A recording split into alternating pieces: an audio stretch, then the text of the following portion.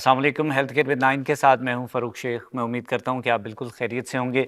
नाज़रीन, health care में ग़िज़ा के हवाले से, अच्छी सेहत के हवाले से हमेशा बात की जाती है और आज भी बिल्कुल सेहत के हवाले से बात की जाएगी और ख़ास तौर पे कि हम अच्छी ग़िज़ा से, मुतवाज़न ग़िज़ा से कैसे सेहत हासिल कर सकते हैं। और उसमें बहुत सारे ऐसे फल जिनका ज़िक्र करना लाज़मी है, जिनसे हम फ़ायदा हासिल करते हैं। उन्हीं में सिट्रस भी शामिल है।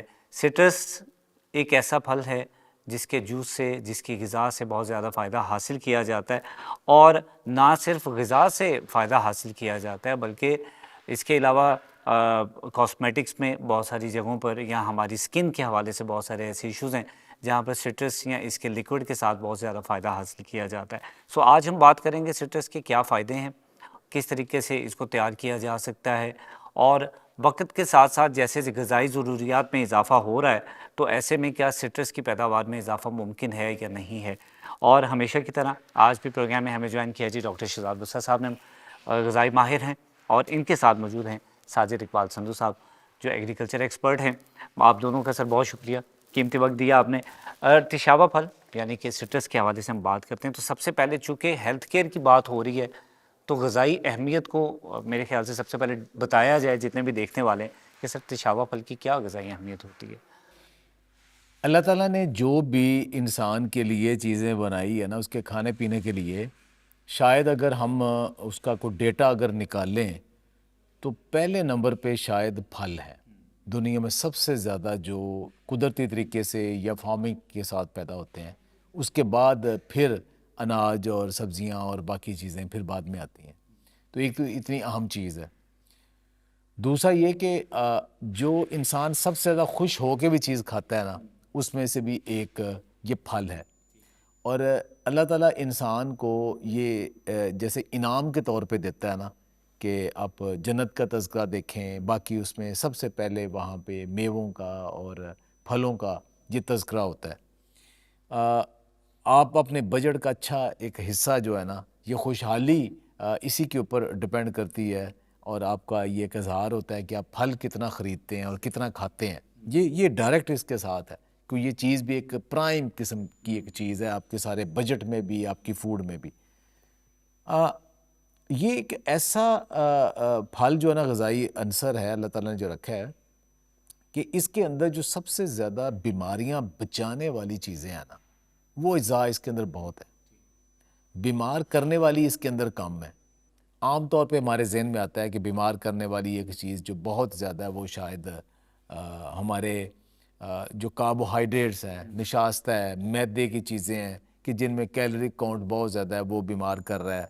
और दूसरा कुछ लोगों को फ़ैट के साथ होता है। तो ये दोनों चीज़ें फ्रूट्स के अंदर बहुत कम है, लेकिन मिनरल्स, विटामिन्स ये ढेर सारे हैं।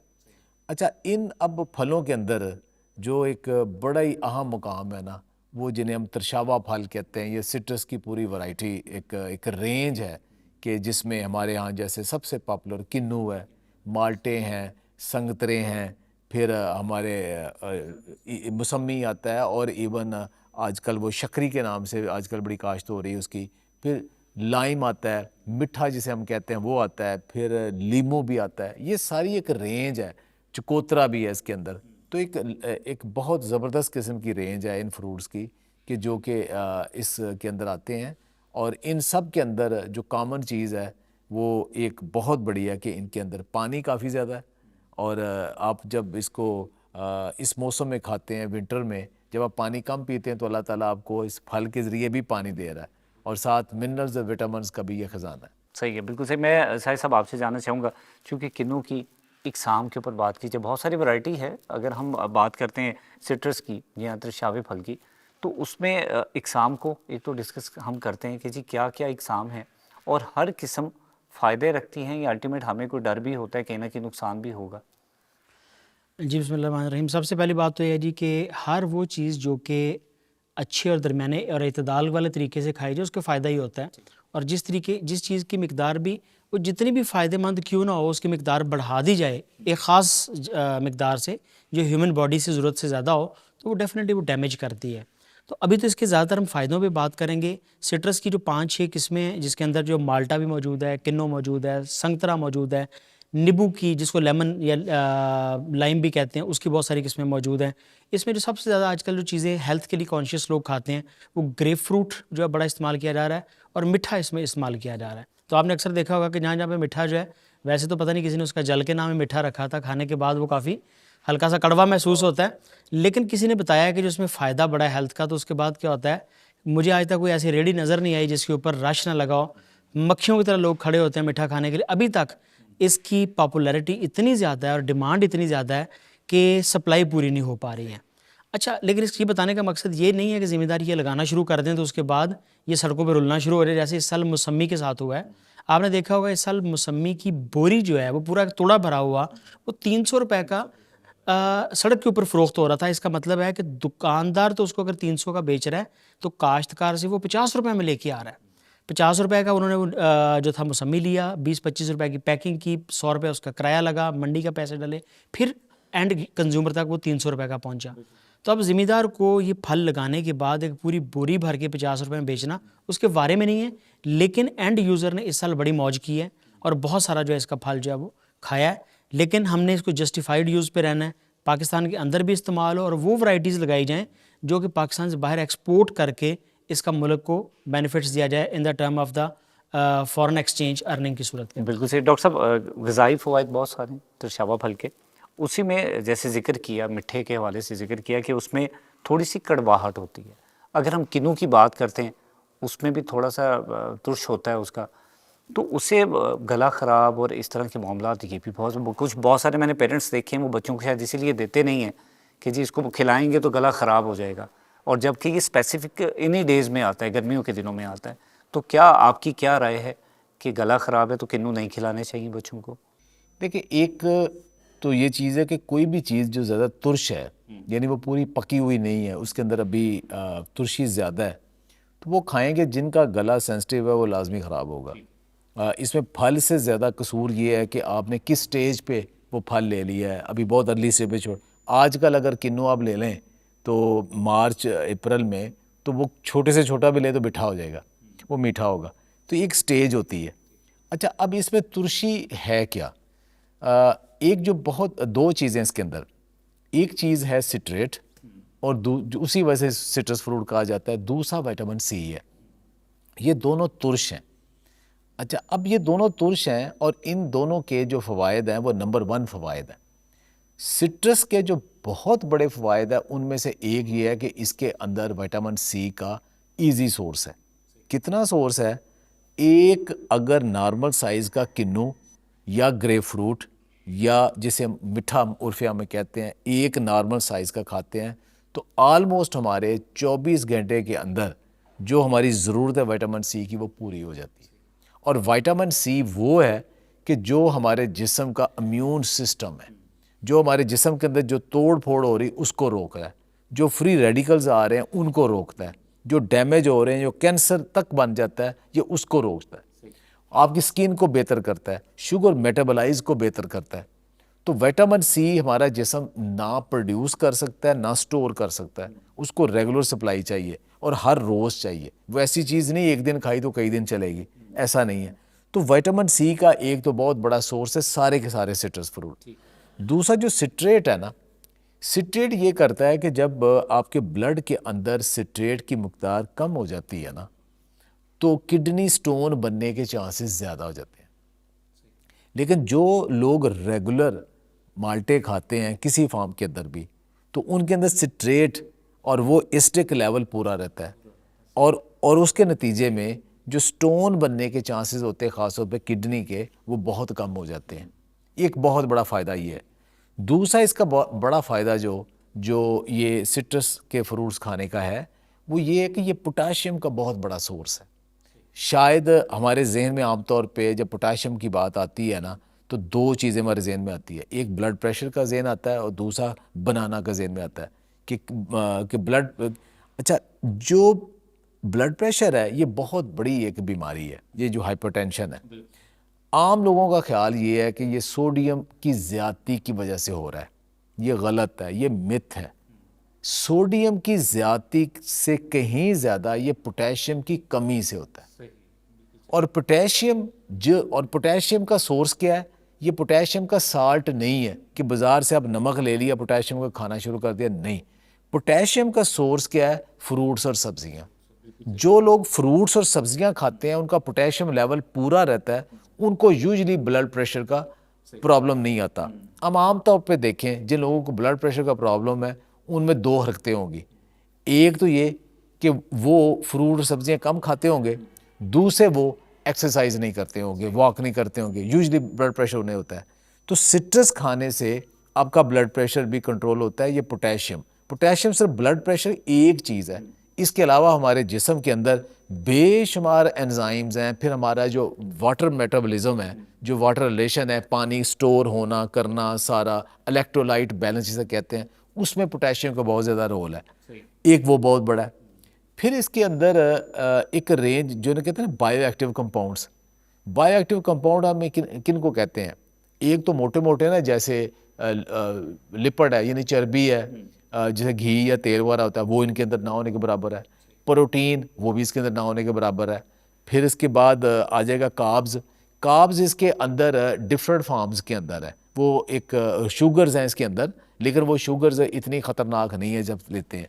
वो क्यों ख़तरनाक नहीं है? एक तो चीज़ इसके अंदर फाइबर मौजूद है। फाइबर कितना चाहिए कि इंसान को? एक जो किन्नू है ना, वो तकरीबन आपको 4 से 5 ग्राम फाइबर दे देता है। और एक जो हेल्दी बंदा है या जो बंदा चाहता है कि वो सेहतमंद रहना है, उसने तो अपनी 1000 जो वो कैलोरीज ले रहा है उसके साथ कम से कम उसको 14 ग्राम उसको फाइबर लेना चाहिए।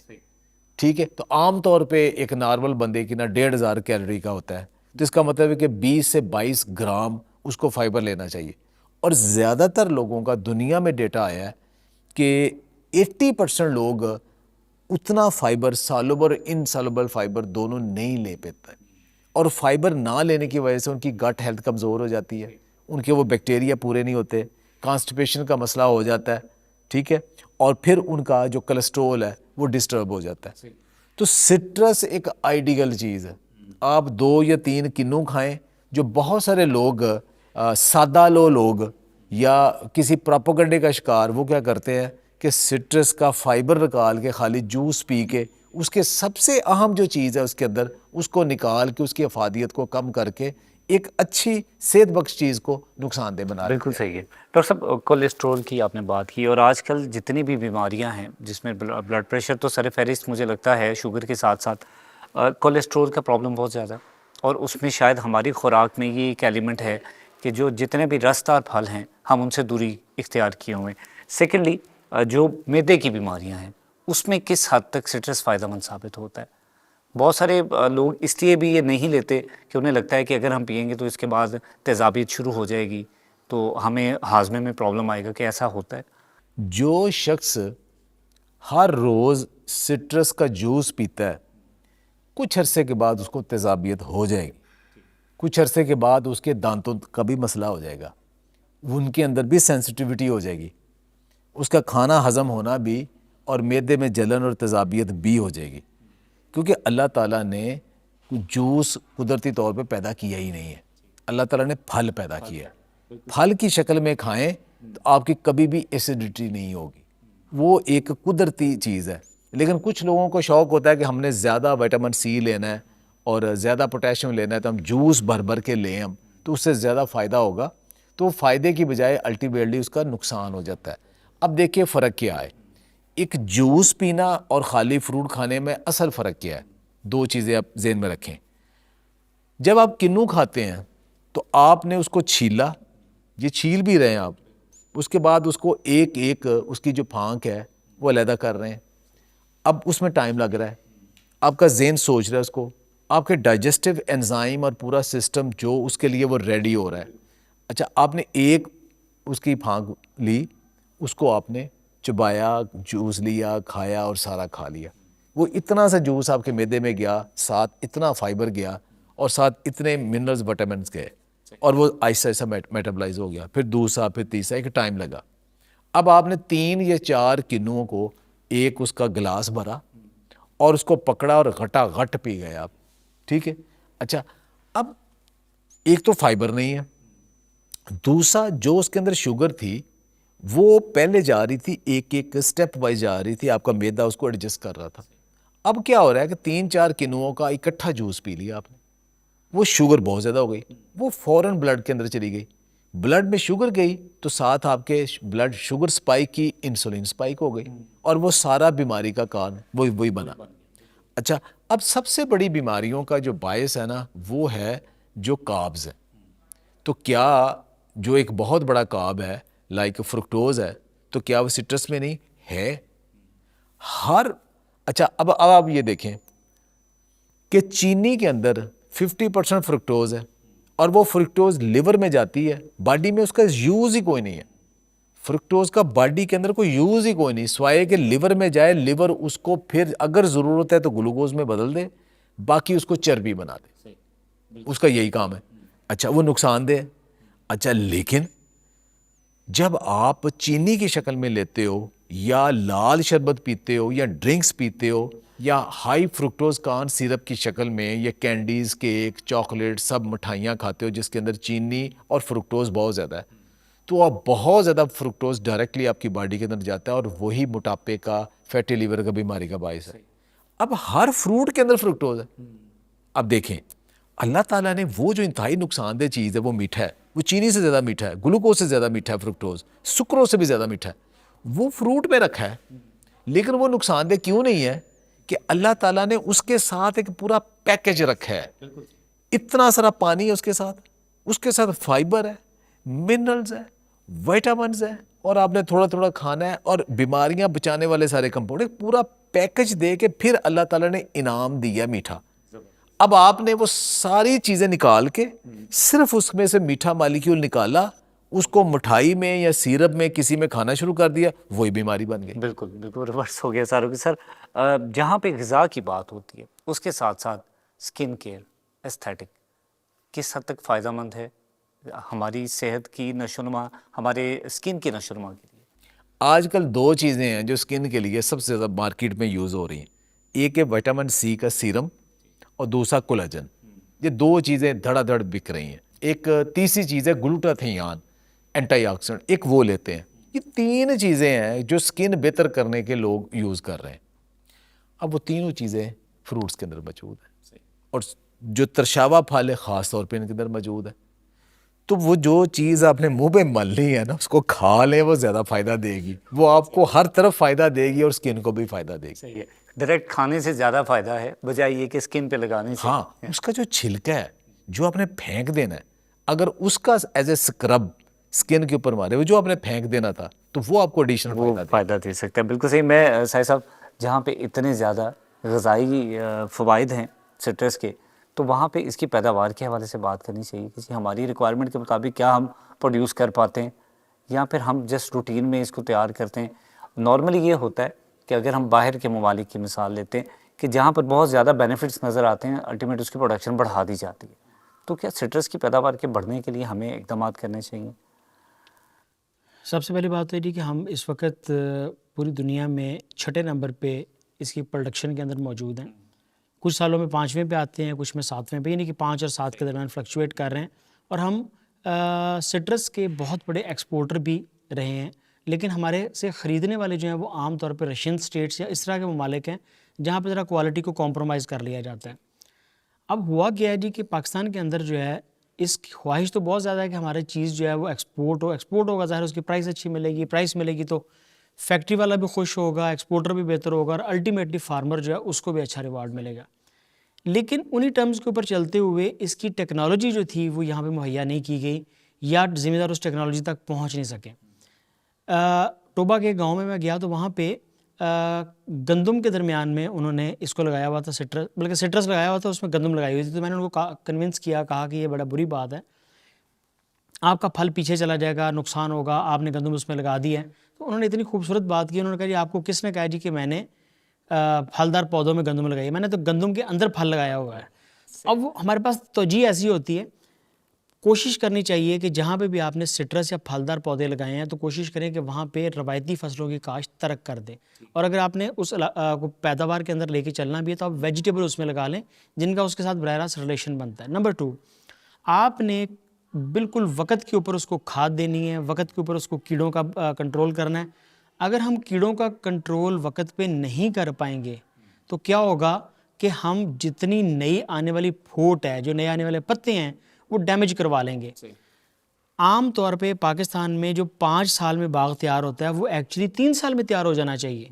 हम कीड़ों के हाथों में डैमेज करवा के बीमारियों से नुकसान दे के उसको हम 5 साल के ऊपर ले जाते हैं, टाइम ऊपर चला जाता है। नंबर 2 जो इसमें सबसे बुरी चीज़ एक और है कि आमतौर पे दुनिया में सिट्रस जो है वो 80 साल की एवरेज लाइफ पाता है। पाकिस्तान में 35 साल की उम्र में ख़त्म होना शुरू हो जाता है, बल्कि आजकल तो कुछ इलाकों में 20-22 साल के बाद ही ख़त्म होना शुरू। उसकी वजह रूट डिजीज़ हैं, जो इसकी जड़ों के अंदर बहुत सारे काजुअल ऑर्गेनिज्म जो है पाए जाते हैं। तो पाकिस्तान में इतनी अच्छी लेबॉर्ट्रीज़ और चीज़ें भी फ़िलहाल अवेलेबल नहीं है कि जो इनको आइडेंटिफाई करके एग्जैक्ट, और हैं भी तो हर बंदे के एक्सेस में नहीं है, चंद एक हैं भी। तो इस ज़िमन में मेरा मशवरा है फार्मर हजरात को कि वो इल्म लेके, नॉलेज लेके और अपने एक प्रॉपर गाइडेंस लेके एग्रीकल्चर के एक्सपर्ट्स के साथ मशवरा करके इसको लगाएं। एक किन्नों के पौधे के साथ आम तौर पे हमारा जो काश्तकार है वो 600-700 से लेके 1100 फल हासिल कर रहा है। एक्चुअली उसको 2100-2000 के लगभग में फल लेने चाहिए। अगर देखें कि उसकी पैदावार डबल हो जाए तो उसका मार्जिन, उसका प्रॉफिट उसी खाद के साथ वो डबल हो जाएगा। और आपके प्रोग्राम के तवज्जुह से मैं उनको बताता चलूँ कि जिस तने के साथ, जिस डंडी के साथ जाके फल लगता है, दैट इज़ कॉल्ड पेडिसल। उसको लिटरेचर में पेडिसल कहते हैं। और पेडिसल जहाँ पे उस सिट्रस के साथ जुड़ता है वहाँ पे एक गूंद पैदा होती है, एक गम पैदा होती है जो दोनों को जोड़ के रखती है, यानी कि उस डंडी को और फल को जोड़ती है। उस गूंद को अगर कम पैदा हो तो फल गिर जाता है, छोटा गिर जाता है, बड़ा नहीं होगा, साइज़ नहीं लेगा। अच्छा, ये सारे फलों में, सिर्फ एक में नहीं, सब में। और उसको बेहतर करने के लिए सबसे बेहतर है कि आप बोरिक एसिड उसके ऊपर स्प्रे करें महदूद मिकदार में, 100, 150, 200 ग्राम में, या ज़मीन में दे दें। बोरिक एसिड वो मटेरियल है जिससे आप कैरम बोर्ड खेलते हैं, मेडिकल स्टोर पे पाया जाता है, खाद की दुकानों पे भी मिलता है। तो अगर हम पौधे को बोरिक एसिड का स्प्रे कर दें तो इससे एक तो फल का गिरना कम हो जाएगा और फल का साइज़ बड़ा अच्छा बनेगा। और सबसे अहम बात जो मैंने जापान में रह के सीखी कि वहाँ पे फार्मर्स ने मुझे बताया कि जो उनके फल को मीठा होने की वजह है वो दुनिया का बेहतरीन अमीनो एसिड अपने फलों को डालते हैं। और वो क्या चीज़ है? वो मछली है। वो फ़िश की बाकियात, जो मछली का बचे कुछ हिस्से होते हैं, वो अपने फलदार बाग को डालते हैं। और यकीन जाने इससे बेहतर और इससे रेडली अवेलेबल होने वाले अमीनो एसिड दुनिया में अवेलेबल हैं। सर, सिट्रस की पैदावार के हवाले से आप जैसे जिक्र करें कि नॉर्मली हम 5 से 7वें नंबर के दरमियान में रहते हैं, कभी 5वें पे, 6ठे पे, 7वें पे। इसकी पैदावार ज़्यादा हो सकती है, मुमकिन है। नॉर्मली किस किस्म के प्रॉब्लम्स हम फेस कर रहे हैं? सबसे बड़ा प्रॉब्लम है कि जी हमें अच्छे पौधे, सर्टिफाइड प्लांट्स नहीं मिलते। हम पौधा कोई लेके जाते हैं, नस्ल कोई निकलती है। तो गवर्नमेंट ने आज से 4 साल पहले एक बड़ा ज़बरदस्त इनिशिएटिव लिया था कि certified plants nursery. Certified plant nursery जो है उसका मतलब है कि वहाँ पे वो पौधे मिलेंगे जिनको गवर्नमेंट ने सर्टिफाई करके ऑरेंज टैग पहना दिया है। तो आप ऑरेंज टैग के बगैर पौधा मत खरीदें, ये सबसे बड़ी वजह है। 2 नंबर प्योंदकारी, यानी कि उसकी जो ब्रीडिंग की जाती है, जो उसकी ग्राफ्टिंग की जाती है, वो अच्छे पौधे की बजाय किसी बीमारी लेने वाले पौधे पे कर दी जाती है। रूट स्टॉक अच्छा नहीं मिलता। तीसरी चीज़ जो है वो खादों का गलत इस्तेमाल है। जब फास्फोरस चाहिए हम यूरिया डाल रहे होते हैं, यूरिया चाहिए होती है पोटाश। जब वो खाद डालनी है तब डालनी है। और सबसे बड़ी वजह हमारे जो काश्तकार करते हैं, फल लगा होता है और गैराल फेर देते हैं, जड़ें काट के बड़ा अगर कर देते हैं। वो जड़ें कटने से क्या होता है कि तमाम फल पौधा जो है वो अपनी बची हुई खुराक को जड़ों की मुरम्मत में लगा देता है और फल को गिरा देता है। आप खुद देखें कि अगर किसी का घर गिर रहा हो तो उसके लिए सबसे पहले ज़रूरत तो ये होगी कि वो घर बचा ले या खुराक खा ले। कपड़े तो उसने बाद में लेने हैं, ईद की तैयारियां तो बाद में करेगा। तो इसी तरीके से पौधा जो है पहले जड़ों की मुरम्मत करता है और फिर बाद में जाके फल और बाकी चीज़ों को गौर करता है। तो बराए मेहरबानी गहरा फल हल जो फिरने से गुरेज किया जाए, साल में एक दफ़ा से ज़्यादा मत फिर, और वो भी तब जब फल उतर चुका हो। तो ये चंद एक ऐसी चीज़ें जो एग्रीकल्चर एक्सपर्ट्स आपको बहुत अच्छा गाइड कर सकते हैं कि आपकी पैदावार आसानी से डबल के ऊपर कैसे जा सकते सर, जो रसदार फल होते हैं नॉर्मली, जैसे आपने गूंद का जिक्र किया कि वो फल तैयार होने से पहले गिरना शुरू हो जाते हैं। सेकेंडली इसमें एक और कंप्लेंट ये भी आती है कि इसके पत्ते सूख जाते हैं। वो रीज़न क्या होती है कि या उसको किस तरह से बचाया जा सकता है, ये नेचुरल प्रोसेस है? देखिए, एक तो इसकी ना हम उसे कहते हैं सोके आना, सूख जाना, ये नॉर्मल प्रोसेस है, वो चलता है। इसका नया फल जो है हमेशा नए पत्तों पे, नई शाखों के ऊपर आता है। इसलिए हम रिकमेंड करते हैं कि 2-2 इंच, 3-3 इंच इसकी थोड़ी थोड़ी सोकें काटनी चाहिए। अच्छा, पत्ते सूखने का प्रोसेस जो है वो आम तौर पे कुछ कीड़ों की वजह से और कुछ बीमारियों की वजह से आता है। उसको बड़े आसानी के साथ जो है एक एक्सपर्ट जो है वो देख के पहचान सकता है कि वो कौन सी बीमारी है। तो हर 3 माह के बाद एक एंटी फंगल का स्प्रे, आजकल ऐसी एंटी फंगल भी मौजूद हैं जो कि खुराक के तौर पे भी दिए जा सकते हैं, तो एंटी फंगल का स्प्रे बड़ा ज़रूरी है। और जो भी कीड़ा आ जाए, ख़ास तौर पे आजकल इसमें सिट्रसेला जो है उसका बड़ा प्रॉब्लम है, और दूसरा इसमें एक दस्तखती कीड़ा जिसको लीफ माइनर कहते हैं। तो इसके बहुत अच्छे मल्टीनेशनल और नेशनल कंपनियों के इसके लिए अद्वियात मौजूद हैं। वो एक स्प्रे करने से आपकी फसल अगले 3 माह के लिए इन कीड़ों से महफूज हो जाती है। सही सर, चूँकि वक्त महदूद है, जितने भी हमारे देखने वाले हैं, कोई ऐसा पैगाम देना चाहें कि इसकी पैदावार में इजाफे का बायस बन सके। जैसे हम किचन गार्डनिंग के लिए एक मैसेज पॉजिटिव कन्वे करते हैं कि हमें इर्द गिर्द सब्जियाँ लगानी चाहिए, सिट्रस के लिए क्या मैसेज हो सकता है? बहुत सारे लोगों के पास अपने घर का साथ बागीचा होता है, उसमें पौधा लगाने की कैपेसिटी भी होती है, बाज़ औक़ात लगा भी लेते हैं, तो उनके लिए क्या पैगाम हो सकता है? सबसे बड़ा पैगाम तो ये है जी कि जो भी काम करें उसके लिए लिटरेचर पढ़ के और इल्म हासिल करके करें। द यूनिवर्सिटी ऑफ फैसलाबाद ने फैसलाबाद के अंदर जो है स्कूल ऑफ एग्रीकल्चर का आगाज़ किया है, जहाँ पे ये इल्म बहुत कम कीमत में, तकरीबन मुफ्त वाली कीमत के अंदर मुहैया किया जाता है। वहाँ से आप लिटरेचर ले सकते हैं, गाइडलाइंस ले सकते हैं, गाइडेंस ले सकते हैं। इल्म लेने के बाद एक्सपीरियंस बंदे के साथ मशवरा करके, तजर्बा करके, बात शुरू करके, तो फिर आप अपनी जगह की सिलेक्शन करके उसके ऊपर किचन गार्डनिंग शुरू करें।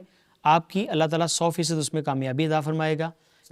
छत के ऊपर जब भी लगाएं तो इस चीज़ का ध्यान रखें कि वहाँ पे स्कॉर्चिंग हीट से बचाने के लिए आपके पास उसकी जाली या छाँव मौजूद होनी चाहिए। सर्दियों में बड़ी आसानी के साथ वो हो जाती है। और इन तमाम चीज़ों से बढ़ के अपनी ज़ाती कंपोस्ट खुद घर में तैयार करें। और फलदार पौधों वालों के लिए मेरा पैगाम यही है, बागात के कमर्शियल ग्रोअर्स के लिए, कि जब तक आपके पास एक ज़री माहिर मौजूद ना हो उस वक्त तक बराए करम आप अच्छी फार्मिंग नहीं कर सकेंगे। कम से कम एक गांव के अंदर एक ज़री माहिर ज़रूर मौजूद होना चाहिए। ठीक है, ताकि उससे कंसल्टेशन की जाए। डॉक्टर साहब, त्रिशावा फल के हवाले से चूँकि सम अप करना चाह रहे हैं हम, तो उसमें क्या पैगाम देना चाहेंगे जितने देखने वाले हैं, उसकी अफादियत को सामने रखते हुए, और ख़ास तौर पर जितनी मिथ्स बनी होती हैं फलों को देखते हुए, वो कैसे दूर की जा सकती?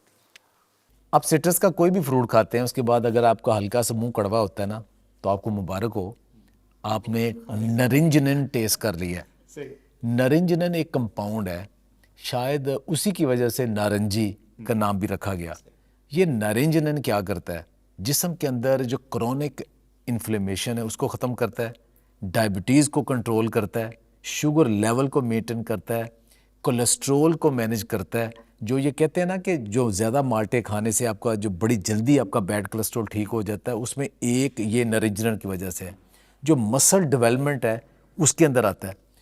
तो फ्रूट, आपने एक ज़हन में ये बात रखें कि फ्रूट को आप, अगर आप अपना वज़न भी कम करना चाह रहे हैं, अगर आपको डायबिटीज़ भी है, तो आपको फ्रूट मना नहीं है, आप फ्रूट खाएं। फ्रूट लाजमी पार्ट होना चाहिए आपकी हर डाइट का। लेकिन फ्रूट ऐसी चीज़ नहीं है कि जो बहुत पेट भर भर के खाने वाली चीज़ है।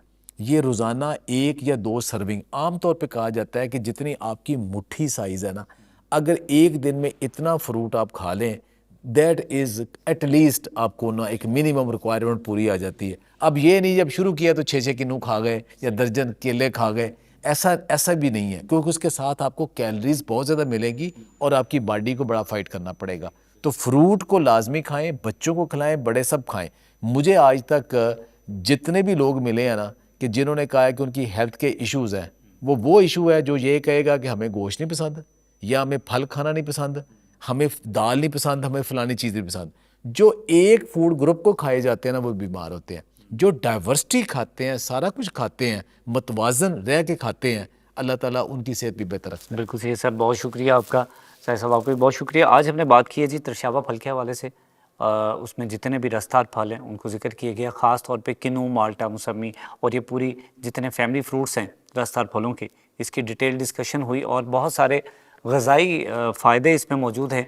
और अगर हम बात करें, जैसे डॉक्टर साहब की बात बड़ी खूबसूरत मुझे लगी कि अगर हम फल को उसकी असल शक्ल में इस्तेमाल करेंगे तो आपको बहुत ज़्यादा फ़ायदा देता है, लेकिन अल्टीमेट जब हम इस्तेमाल कर रहे होते हैं तो हम उसकी अफादियत इसलिए खो देते हैं कि हम असल हालत से उसको परे कर देते हैं। हम जूस की तरफ चले जाते हैं या फिर उसका एक स्पेसिफ़िक पोर्शन जो है वो इस्तेमाल करते हैं। उसके बाद फिर हमें नुकसानात की सूरत में ऐसा लगता है कि शायद वो फल हमारे लिए नुकसानदेह है, जबकि ऐसा नहीं होता।